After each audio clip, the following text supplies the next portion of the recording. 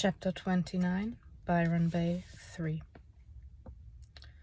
Back at Otto's house, civilization greeted us with pizza and a movie night. Now that Henry had moved in, there was no own room or bed for me. For a few nights I slept with Otto in his big bed, but I felt increasingly weird about it. The Aboriginal culture is a very close one, on a physical level. According to Otto, someone is always holding your hand or stroking your back or snuggling up next to you. There's nothing to it. It is just the way it is. During encounters with Otto's friends, I observed as much, but whether it was just his personal way of life or a family thing or indeed a cultural difference, I could not be sure of. To a German, personal space is a vital thing, and that was not given here.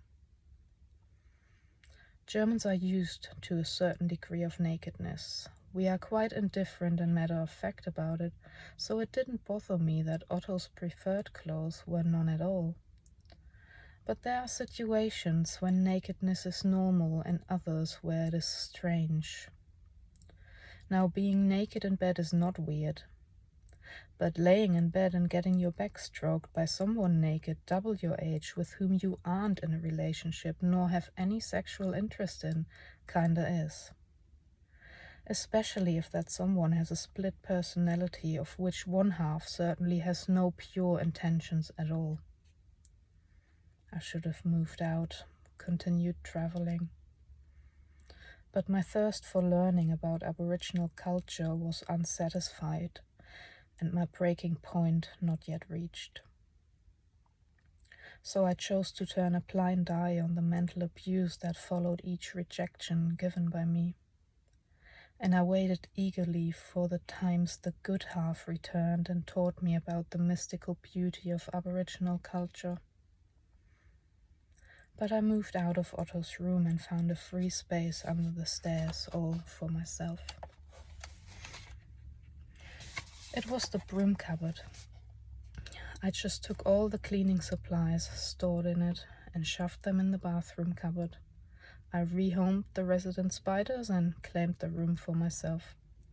It was my own Harry Potter room and I felt quite good about it. There was just enough space for a mattress in there, and it even had a door. My own little sanctuary where I could just be German. It is exhausting to dive into another culture and leave your own behind. I was constantly trying to evaluate what is right and what is wrong, but you cannot apply the set of morals and values of your own culture to an entirely different one. It is impossible. You will not understand that way. But shutting off your way of thinking that you have been trained in all your life can be just as impossible. I became somewhat schizophrenic, hosting two people in one mind. As a result, I was constantly tired. Some days I started to avoid Otto altogether and went with Mila. She took me to the stables she worked at and I helped her. In return, she took me riding. On horseback, the world is different. Nothing matters as much. You can endure another day in a self-made prison with bars made of hope for something that never comes, and walls made of shattered dreams. In a prison that has no doors. Outsiders would ask, why won't you just walk out? But they don't see the invisible chains made of promises. At home, I told no one what I had gotten into and limited my travel logs to them to a bare and emotionless minimum. Some days I helped Henry. He wanted to build up a real touring business and take tourists to his camp. I created a logo for him and flyers. It was a good way to earn a little extra money. My job training had been good for something after all. The days in which I was immersed in Aboriginal culture got less and less. I blamed it on living in a town, because how could Otto be who he was here? I blamed it on society, I blamed it on myself, never on Otto. I excused everything he did. Why? Because I enjoyed the nightly conversations and excursions with Otto when the world had gone to bed and there were no other souls on the beach but us. During those nights I was introduced to the ancestors, the stars, the gods, for lack of better word. He shared the dreaming of his people. During those nights we gathered food and thanked nature like in the old days. Those were the times when Otto was the person he most liked to be, a traditional Aborigine. I liked him best that way too. I could call him by his traditional name, and he was true then. He called me by the name I had acquired during ceremony, and I felt true then. These memories are engraved in my heart and are so pure and so good. But the modern person within him, struggling with the world we live in, was more often present than not. And it was that person I felt increasingly uneasy with. How long could I excuse everything? One weekend, Mila had camp for Aboriginal kids living in a town and away from their culture. Here they could exchange experiences and struggles. She invited me to take part as her sister, so I did. I just sat and listened. To the kids, teens, people of my age, and adults. I knew then that I would never be black, no matter how often Otto told me, stay black. I would never have Aboriginal blood in my veins. I would never understand fully. I had been living a fantasy. Bill Nighy, the Kakadu man, was able to put his story into words that even someone white like me could somehow understand and relate to. He wrote, "This story is important. It won't change. It is law. It is like this earth. It won't move. This law, this country, this people. No matter what people, red, yellow, black or white, the blood is the same. Lingo a little bit different, but no matter. Country, you another place, but same feeling. Blood, bone, all the same. My people, all dead. We only got few left, that's all. Not many. We're getting too old. Young people? I don't know if they can hang on to this story, but now you know this story and you're becoming Earth. You'll be part of Earth when you die. You're responsible now. You got to go with us to Earth. Might be you can hang on to this story, to this Earth. You got children, grandson. Might be your grandson will get this story. Keep going, hang on like I done." I think what he is saying is that once you know something, you cannot unknow it. And once someone shared a part of their self, of their culture with you, you cannot unknow it. You have to honor it, because you are now part of it. To try and forget, to try and push it away, is forgetting and denying yourself. So in the end, it is not important what color you are, what culture you are from, because you are part of this world, part of the human race, which is the only race. I will hang on to Bill's story and to Otto's and my own. I will do my best to honor it, always, and be true to it. But also be truthful and make no excuses for anyone. The weekend after the Aboriginal camp, we switched from this spiritual mood to a very worldly one. We went to a horse race. That meant getting up early for the first time in ages. I had become something of a night owl since living with Otto, and the alarm clock felt like a hallucination to me. I rolled out of bed and into the bathroom to get ready. It must have been quite a few months ago that I last put on makeup. I thought a horse race called for it. I imagined a lot of posh and well-dressed people like the Queen at Ascot.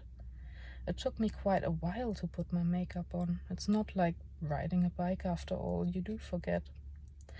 Arriving at the racetrack in Grafton, I found out that my efforts to look nice were entirely out of place.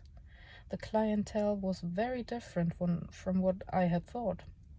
It looked like a dark street scene out of Oliver Twist. There were drinkers and gambling addicts in dirty clothes and sloppy hats, shouting out bets that were collected on a chalkboard, waving money with a greedy look in their eyes. Joe from the Philosophy Farm was there too. He had a horse in the race. The horse's name was Totally Diamond, and of course I felt obliged to bet.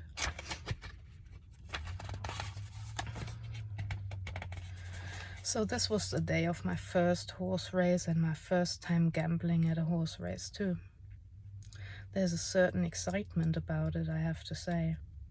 I handed in my bet for the race along with my money and received a ticket. Then I went to stand with Joe and his kids at the racetrack, waiting in anticipation.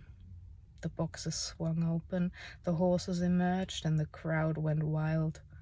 I had no idea horse racing would be so deafening, but when in Rome, do as the Romans do. So I started to shout too, "Go Diamond, go Diamond!"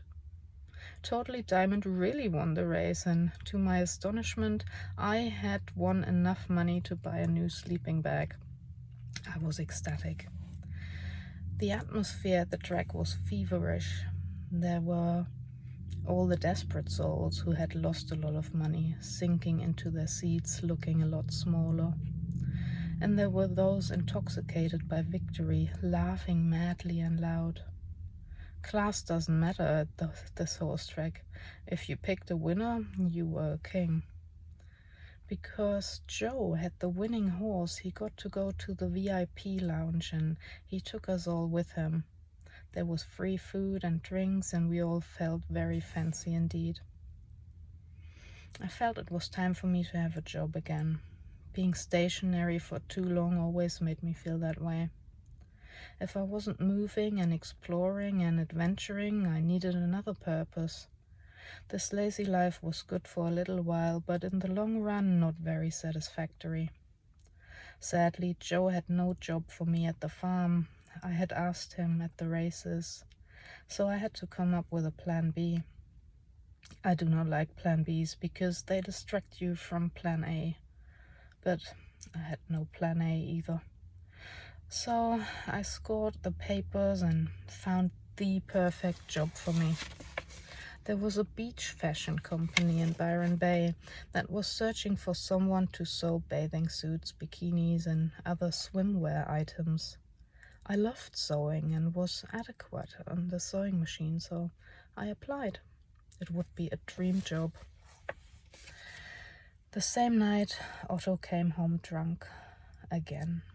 I think he drank every time he got paid. He was a terrible person when drunk. Otto turned into someone completely different with alcohol.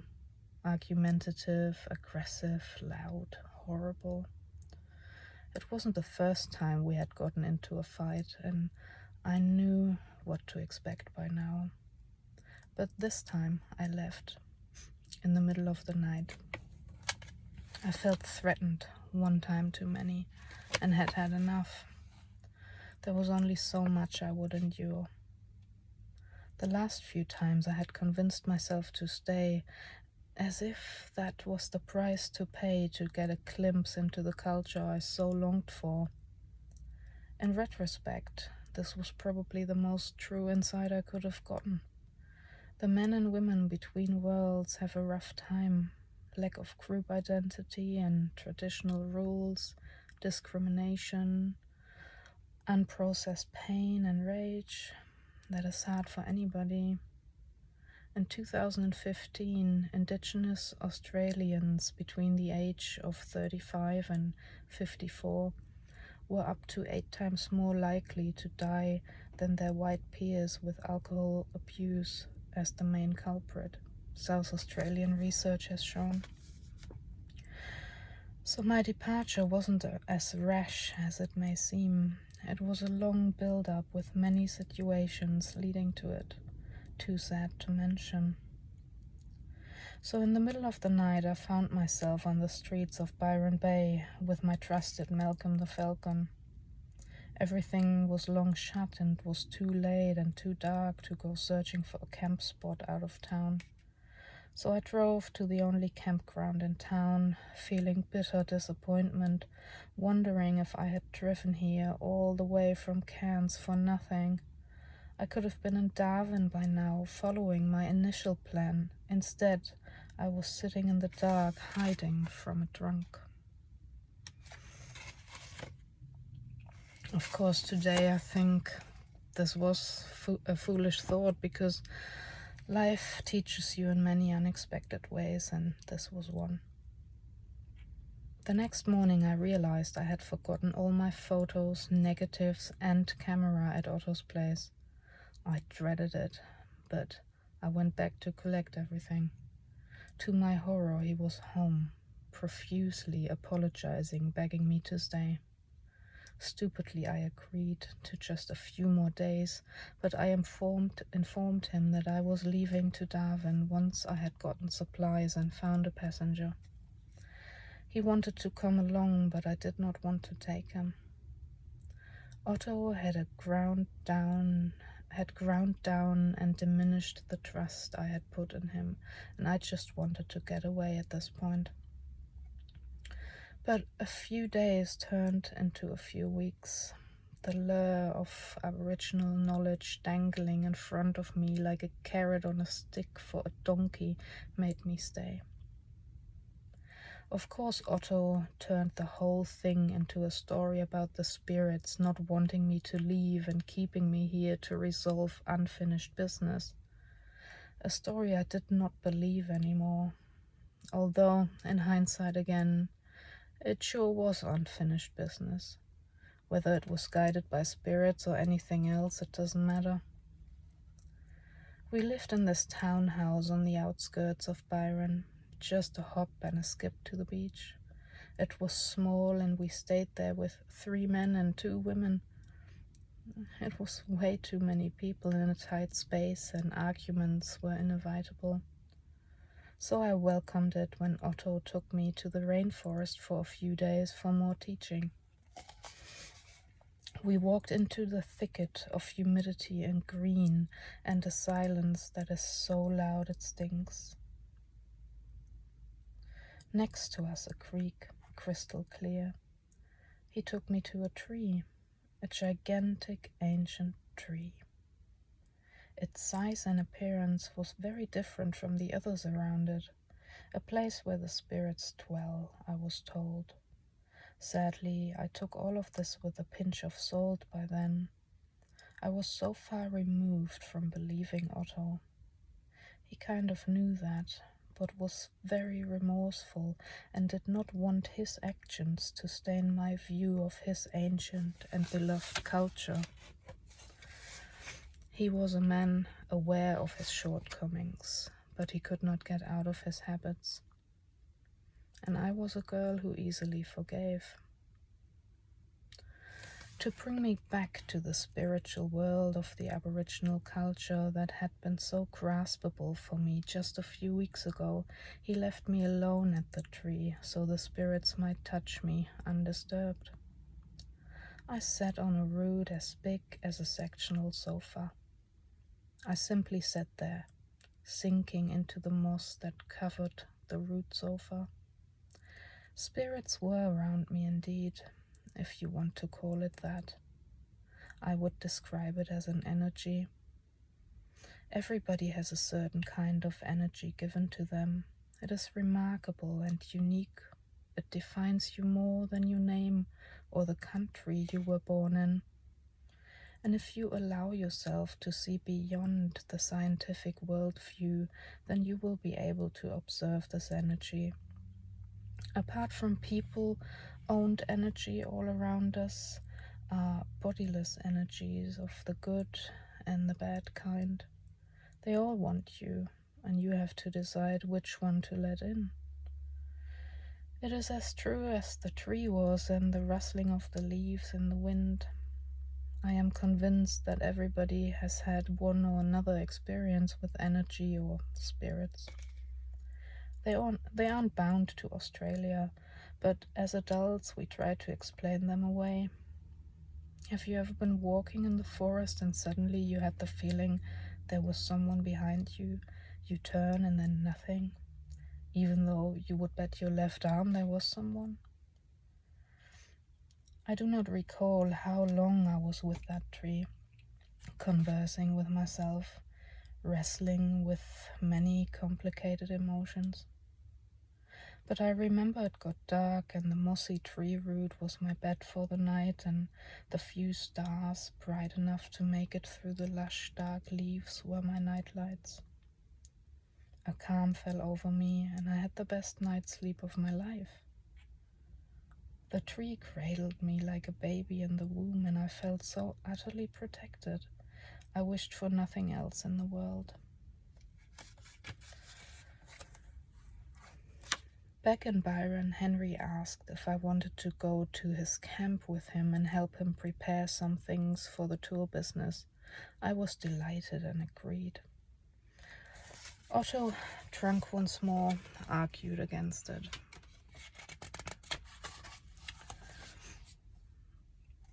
I did not know why he wanted me not to go. Today, I believe he just wanted me to have no contact with anyone else, so I would not leave him. I am not sure what he got out of my staying, but he was adamant about keeping me. Part of it was his genuine wish to fulfill my desire for knowledge and cultural immersion. Part of him enjoyed to be an admired teacher. Part of him wanted me as a pet, like his people had been pets to early Europeans. A hidden part of his soul took revenge for his people on me. And part of my staying was a silent apology from my people to his, because it was my people who had made him a drunk.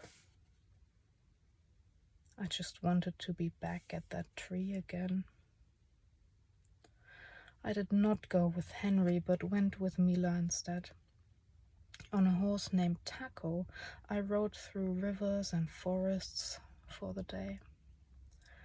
Das Glück der Erde liegt auf dem Rücken der Pferde is a German saying that got a truly new meaning to me that day. Translated, it means the luck of the world lies on the back of a horse. There's a sense of freedom and humbleness sitting on a powerful beast like a horse who allows you to ride along on it.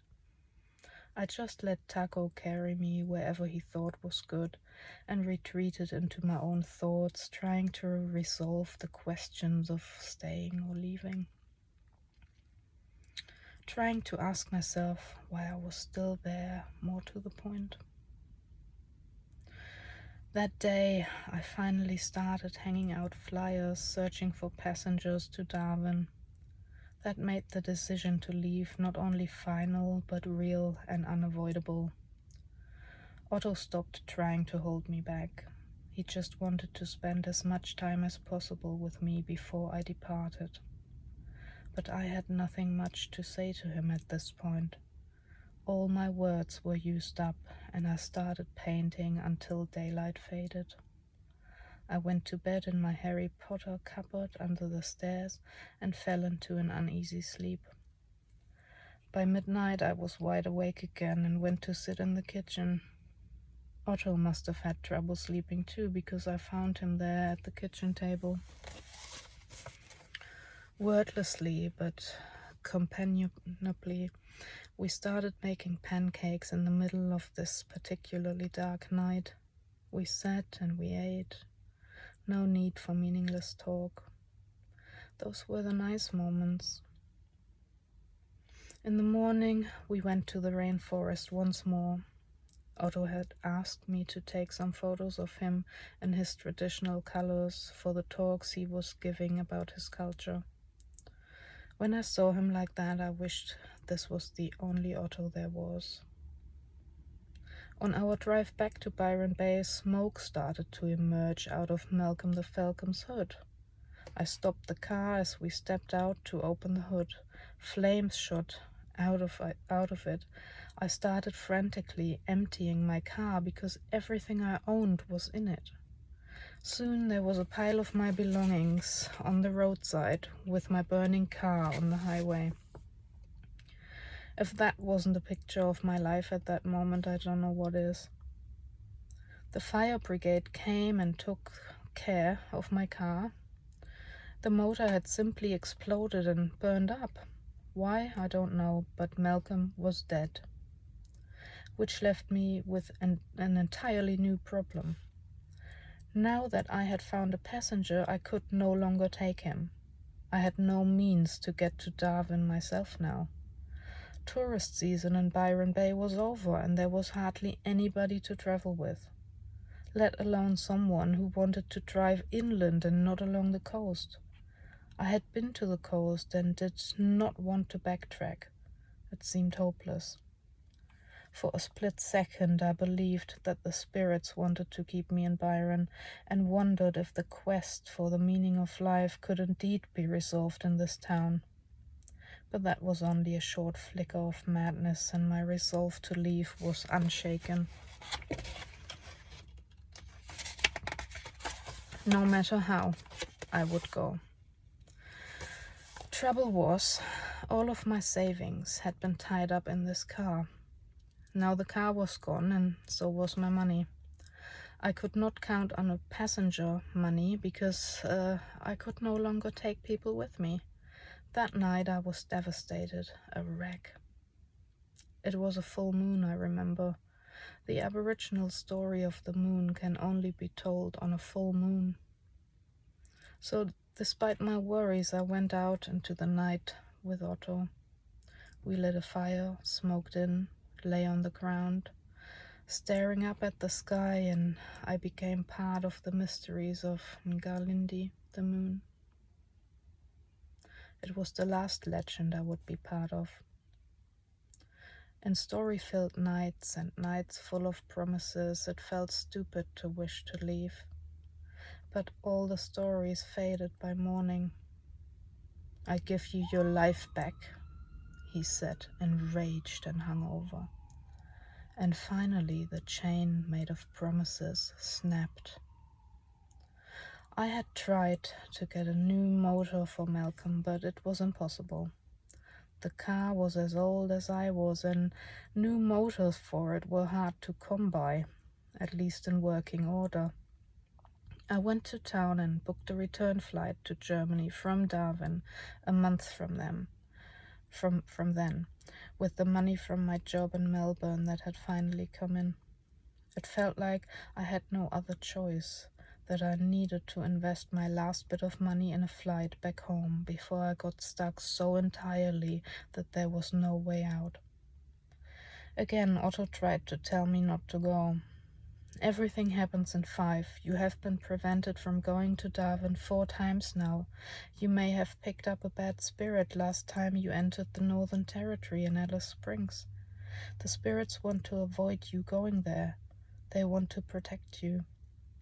He went on, predicting terrible things that were going to happen to me, clutching at straws to make me stay. There were times when his talk about the spirits was true and genuine, but this time it was a lie. I knew it, and he did too. I took the few things I had left after selling my camping gear and getting rid of Malcolm, and moved into a backpacker. After booking the flight home and paying the backpacker for a week, I had $5.85 left in my account. I bought 5 packs of ramen noodles, a loaf of bread, and margarine. That was it. I had 45 cents left, and 1 week before being homeless. With no Malcolm or camping gear, I was in dire straits. I asked at the backpacker for a job. Scrubbing bathrooms for the week gave me free board. They gave me back my money for the week I had already paid, so I had enough to book a bus ticket to Brisbane. From there, I would have a better chance of getting up to Darwin to catch my flight in a month's time. The day of my departure came, and as I stood at the Byron Bay bus stop, Otto turned up. It was his last plea for me to stay, but neither of us spoke. There was nothing to say. We just stood next to each other, shoulder to shoulder, staring into nothingness, with a million thoughts swirling around our heads, but none worth verbalizing. I had left the cage without doors. The bus arrived and took me out of his life, and that was that. Today, the feelings for Otto that outweigh any other are thankfulness for giving me access to a part of myself that I could not have entered otherwise, and a deep love for him and his culture. I treasure the memories, both good and bad.